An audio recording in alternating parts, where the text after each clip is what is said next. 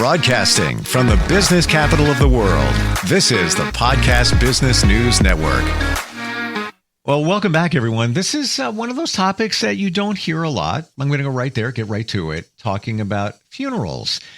It's a way of life. It is a fact of life. We're here for a certain amount of time, so you want to make the most of it, and especially make the most of somebody's remembrance and celebration when they pass on. We are going to look at the importance of saying goodbye, actually why funerals matter. And this is Deceased and Assist with Geri Oliverie, who has two wonderful family-owned funeral homes in New Jersey, and she's back with us. How are you today? Good. Great to be back. Love the topic today. Yeah, we take it for granted knowing, a passing is going to come and do a funeral, but there's a lot going on within the funeral, right down to somebody saying goodbye, somebody grieving, right? Right. So, really the significance of funerals in the grieving process. So that's kind of like what we want to talk about and then break it down into different portions of that. So the significance, of course, is that the funerals will foster a healing and help honor and celebrate the lives of the ones that we love. And today we want to explore why funerals are important, how they support that grieving process, and the ways they can bring people together with remembrance and healing, right? Because funerals aren't just ceremonies. They can be essential rituals that help process loss, honor loved ones, find a sense of closure. For families who are seeking like a compassionate support from funeral homes and understanding that role we play and how we can provide comfort and clarity during this challenging time, right? So that's what we want to kind of cover today. Funerals provide a time to reflect and honor. Well, what does that mean? Well, a funeral is an opportunity so that we can pause and reflect on the life of a loved one. It's a chance to share those stories and celebrate the achievements, acknowledge the impact they had, our loved one, on the world, us individually, our family as a whole. The collective act of remembering gives families and friends a chance to find that comfort in those shared memories, right? Whether we're laughing or crying, we're sharing, and that's a good thing. Don't forget, tears are healing, so don't be afraid to cry. So funeral homes can often help families personalize those services. It could be unique, favorite music, sharing video tributes, celebrating that journey, maybe a trip. Photo register books. And we love to pick our own memorial cards. And then some of the things that we do personally is that maybe a canvas or an acrylic family sign that can go home with you. If they like gardening, we do garden flags, or sometimes we do family pictures throughout their whole life on a blanket or a pillow. But the life celebration items that we provide matter, and it helps people grieve, and they get to take something home with them. Does that help? Does that make sense? Completely. And I think we forget that it is part of the grieving process to have the funeral, right? Because it's a gathering. We're all social creatures. So that remembrance can foster a lot of the grieving process. It's not just the formatics of what takes place at the funeral. There's a lot more going on here. Well, but grief starts sometimes before death if somebody's on hospice, and grief can then continue for 2 to 5 years after death. So it may be a natural response. And like I said, the tears are healing, so you should let yourself cry. But the funerals will provide that structure to navigate all of this. The ceremonies give the mourners a chance to express those emotions openly and then begin to process the healing and acknowledge that the death has occurred. So sometimes when we have nothing, it's hard and we don't acknowledge that death, that grief internalizes. I mean, it's been proven that the loved ones then suffer more anxiety and sickness because they haven't had a chance to acknowledge that death, right? So if we incorporate the rituals like a eulogy, prayers, lighting candles. How about what we see this a lot? Bagpipers. I mean, movies always portray bagpipers, right? Releasing doves, We create that safe space and acknowledge the pain while finding solace. So funeral homes, of course, are experienced in guiding families through these moments and care and sensitivity and planning all those aspects. And there could be things on here I didn't mention. People come up with a lot of different ideas. It's our job to make it happen, make it appropriate, and incorporate it so everybody has a chance to grieve and experience that loss, right? That's our job. It's doing this and talking about this today gives us a different view of funerals. What's the first word you think of? Sad. It's somewhat negative. We had a passing. Instead of looking at it that way, more of a positive situation, a celebration, a remembrance. We need to look at it that way. I truly believe, that's the stigmatism going with funerals for so many years needs to go away. It does, because you got to remember, you have a lot of community involvement that can help you through the process. It's not just family. It's not just your best friends. And it's not just the funeral director. So let's think about how important it is if somebody was involved in any kind of social clubs like VFWs, American Legion, the Elks, Knights of Columbus, any of those, they come and they want to come. And they like to do their own little fraternal kind of service.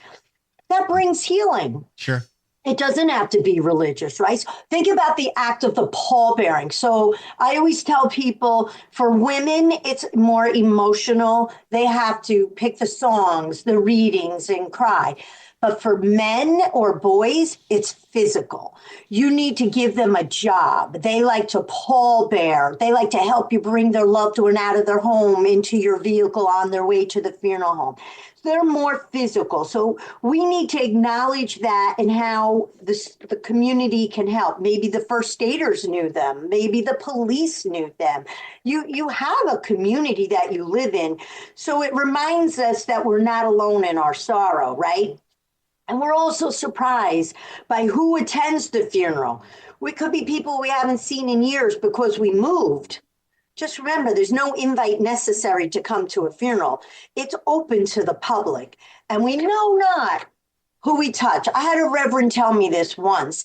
He incorporates it a lot into his prayers, and I like to steal it from him. I got permission. So we have a quilt of our life, right? Who we touch, who we don't touch, as we grow and we're involved, our beautiful quilt of life becomes our blanket. So sometimes in our quilt are threads of other people. Either they helped us or we helped them. And that's what makes the beautiful pattern. So don't think that by not having a funeral, it's okay. You are denying those people who sometimes you don't even know. They could be a member of AA. You don't know how they helped someone somewhere. It could have been a neighbor, a boy who was just slightly off path. And it took one, word or sentence of guidance to say, I know you're better than that, to turn a person around, and they never forgot, right?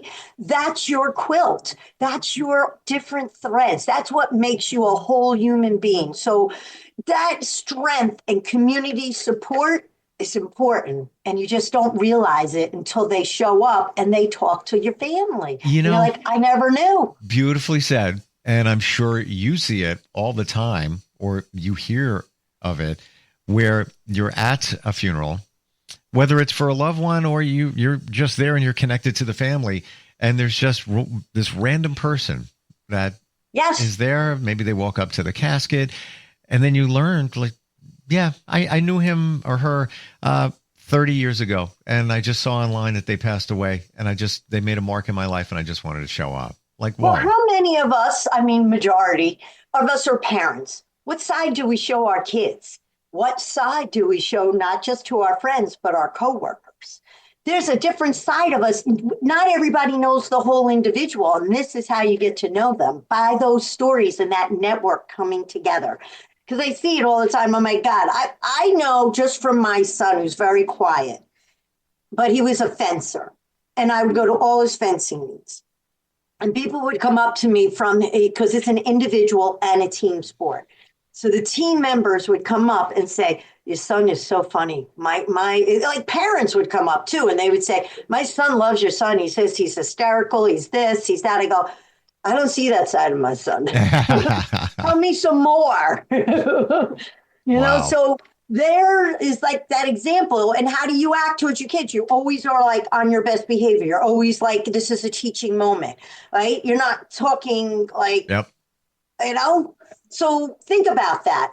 When somebody comes to your funeral, they're like, let me tell you about your mom, the crazy stuff she used to do. And I always go to my friends, no, shut up. They don't know that. They don't know that. It's going to come out in your funeral. You bring back a memory for me, and it's a recent one. My mom passed 6 years ago and had surgery with a doctor, and that's not why she passed. The surgery was something else.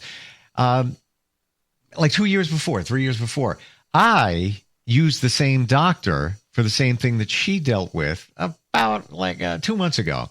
And I'm there and I'm like, do you remember my mom? And he's like, yeah, I'm not really sure I do. And all of a sudden he's like, oh, she was a tough one, but we became really good friends. I'm like, yeah, that's her. Sorry.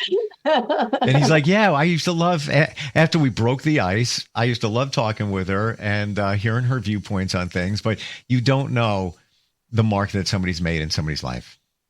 Right. Yeah. And the funeral gives you that chance to show it and let people bring it to you, share in it, cry in it, laugh in it. Remember, when the funeral's over, a lot of times spouses go home to be by themselves. Their children are grown and gone, maybe don't even live in the area. Grandchildren are at college and gone, or they have their own families, depending on your age. So all of a sudden you're empty. The funeral gave you that part that let you feel like you were with something, someone, and part of something. Now it's over. And this grief process is going to go on for a very long time, depending on the individual. So we want to give you that chance to bring things with you, some guidance, some act of like maybe getting you into a therapy group, right? Grief therapy. Or, do you have pets at home? Or maybe you should journal or something like that. But we need to get you from before the death happens, while the death happens, and after. And then we encourage the neighbors and friends, like when they're there and they're leaving, and we say, don't forget to give them a call in a couple of weeks. They have a lot right now, but not in a couple of weeks. They're going to feel really, really lonely. Right? So it's important. That community really is, whether it's family or not. And then that celebration of life, like that's a new term, right? That's a new modern way of saying what we're doing, what we're including. Like funerals don't have to be somber anymore. So that's why I'm saying it could be happy. We can focus on uplifting services and reflect on the personality and the passions of the deceased. I encourage people to bring stuff in. A great bowler, bring in his bowling ball and shoes and let's put it on display. Mostly around me, it's golfing. So it's golf clubs, or the plaque from the golf course because they got a hole in one. I have quite a few good golfers down here. I'm always surprised. I'm like, they got a hole in one? They got 2 hole in ones? Wow. Bring that stuff in, Let's celebrate those passions. You didn't do that years ago. It was flowers, somber, and behave. This is a sad time. Don't raise your voice. That doesn't happen anymore. The more the laughter, the louder, the better the funeral. I totally agree with you. Yeah. There's going to be some sad moments, but when you are allowed to release things and the positivity, it just feels good. Tell me about some of the, now we talk about golfing and things like that. Some of the things that maybe somebody has set up within your funeral homes, or maybe even a theme that maybe somebody has done. So I have had this whole parking lot full of motorcycles because they were, maybe they did rides or they were part of a club. But I've had this whole place filled with motorcycles, one out front by the steps, so when people come in, they have to go by it. I've had antique cars, muscle cars. I had somebody who was working for JCP&L. They came and made this big, beautiful tribute out of a telephone poles. They cut it down, graved his name in it, Wow. did a lot of beautiful things like that. So, I mean, people are very, very creative. You just got to let them do it, That's all. You got to encourage it. You have to ask, well, tell me some more. I don't want just the simple obituary, born, died, relatives. Yeah, give me more. Music, what music, right? We'll make sure that music is playing. We have these things where if we give them a link and they upload pictures besides the simple video that everybody does, we will make this pop-up, and it's all the pictures. You may have seen it. It opens and then it opens again and then opens again. And then all of a sudden you're back to the beginning. Mm-hmm. And it's got like 35 pictures in it. People like it. Kids are enthralled by it because it looks like a little game, but it's all pictures. So there's all different things. Themes just go on and on and on. You name it. I had one lady, she was into different kind of hats and big sunglasses. They gave out her hats and sunglasses. They had them all on display, huge table. They had it inside the funeral home, in the hallway. They said, just take something on your way out. We want to share this with people, Wonderful. Like now we're opening the door to creativity and sharing somebody's life. And that's like you talk about the beginning and the end, born on, passed away on. We forget about the middle. The dash of life. It's so important. Exactly. Yeah. It's got to be a sense of closure too when somebody has a funeral, So it does give you a sense of closure. They help families heal. You got to remember that, right? Because you're honoring the loved one. So it's a process. The funeral home gives you that compassionate place to navigate this journey beyond so that you can feel that closure. And of course, you need it through time. Like we still do things like 1 year after we send you an anniversary card. We will send a birthday card. We do a whole thing on for Christmas or the holidays. We have a whole ceremony then, and they get this beautiful glass ornament with their loved one's name engraved, date of birth, date of death, so that we can try and help bring you again into community because you're all together, all in the same year of death, and then try and get through the process with closure. And it's not going to happen soon. You need to allow yourself the time to go through the process.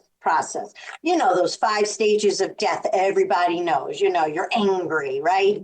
At first, but eventually you get through the 5 stages and you get to the closure. But there's no timeline, and nobody should tell you what the timeline is. Everybody has a different relationship with that person. And that's the important part we have to remember, because some are not in good relationships. Doesn't mean you don't love them, but you're not in a good place. And I've had families that are married 75 years. Every time I get one of those, I'm like, oh my God, that's amazing. They met at 14, they married at 17, they're married 75 years. You're like, whoa, how is that going to affect and have closure on that person? That's going to take longer because for every day for 75 years, they got up and said, hi, hello, I love you. What do you want for breakfast? Coffee's made, stuff like that. Are you on your way out? Are you coming back? What time will you be home for dinner? All of a sudden, you have no one to worry about. That's a big gap. It's going to take them a long time to process and get to the closure. What do you want people to know in closing here today about funerals? I think we're really important and we're more than a formality, and people who like to poo-poo it and say, oh, that's just a money grab. I think they're not really exploring their emotions and feelings. I think that rituals really do help families, and I think you do need the community to heal and remember the loved one and not just dismiss it like, well, they're old. I mean, that's like saying the people didn't have an important job. I mean, I buried the man who was part of the architecture for the Empire State Building. They're important. They did stuff. Everybody's right? important. Anybody that has been alive, has connected with others, and even if it made one connection in life, and obviously that could never be, but even if it was one person, they made a difference in somebody's life. Somewhere. And that So should be celebrated. embrace that importance of saying goodbye. Find comfort in it so that the closure can happen, a path forward. And if you can't get forward, ask us to help you with the next step, Remember, you're celebrating their life in the most meaningful way possible that you know. Give us the chance to do it. It doesn't have to be expensive. There's a lot of different choices. You can be very creative and bring things in for us to help you. Sure. And I think now more than ever, especially since we look at it more as a celebration of life than that somber, and that was a great word. I couldn't think of that word, but that says it all, a somber situation. There are more choices now than ever, especially with cremation being more popular. And that being said, there's so many misconceptions. You can have a service with cremation. You can have you can do it both ways. You can have a rental casket with somebody in there because you need to see them. Some people do, which is great. We love that. And then someone come in and do prayers or family eulogizes or one of the VFWs, whatever. And then you have it that way. That's a little more expensive, but you can do the cremation first. You can have the urn there. You can have a butterfly release. You can have a picture there, but it gives that space for people to come together.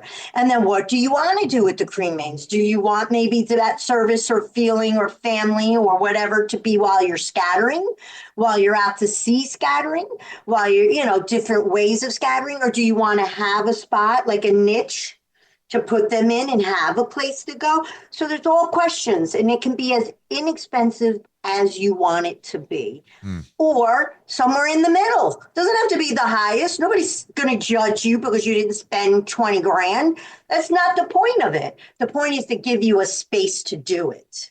And the freedom to do whatever you want that feels fit for that person. Right. You can even do cremation with a burial. There's so many different variables here, but a lot of this territory, people don't know. You've never been through a funeral, potentially. You got to ask questions. You really do. Because it's really, if you're a veteran, let's not miss out on all those benefits that are free, whether it's cremation or burial. Don't you want the honor guard? Don't you want the taps played? Don't you want that flag presented by a uniformed gentleman or lady? I think it's beautiful. I mean, people cry every single time it's done. And it must be important because they include it in every movie. Yes. And you know what? We thank them for their service, and they deserve to get that type of send-off. You have 2 locations in New Jersey. Tell us where they are. So one is in Jackson, one is in Manchester. That's the one I live at, but they're both in Ocean County, New Jersey. Yep. And thank you for saying live at, because this is a family-owned business. There's a lot of corporations taking over funeral homes now, and quite my personal opinion, you don't get that one-on-one. You don't get that family feel. You don't get the warm and fuzzy attention that you're going to get with somebody like yourself. Yeah, you get answering services too, right? And then the response time is longer because there may not be local. Whoever's on call could be anywhere. Whereas I just nudge my husband and say, put your suit on, I'm taking a death call. Answer the phone. I answer the phone and then I nudge him. Hurry up, start getting dressed. Every family, everybody has their jobs. Thank you so much. I want to tell everybody, OliverieFuneralHome.com is the website. And thank you for today, Geri. You're really welcome. Appreciate it. Great. Nice talking to you again. I have fun here. Same here. We'll be right back.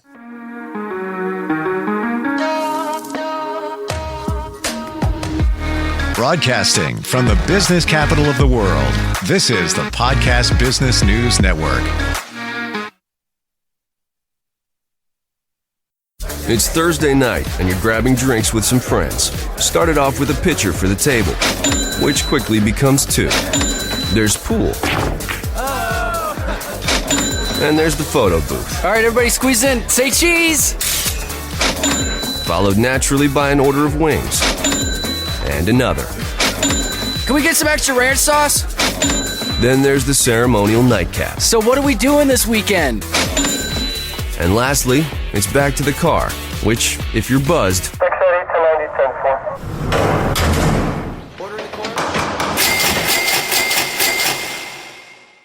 could be the most expensive night of your life. Getting pulled over for buzz driving could cost you around $10,000 in fines, legal fees, and increased insurance rates. Nothing kills a buzz like getting pulled over for buzz driving, because buzz driving is drunk driving. Brought to you by the National Highway Traffic Safety Administration and the Ad Council.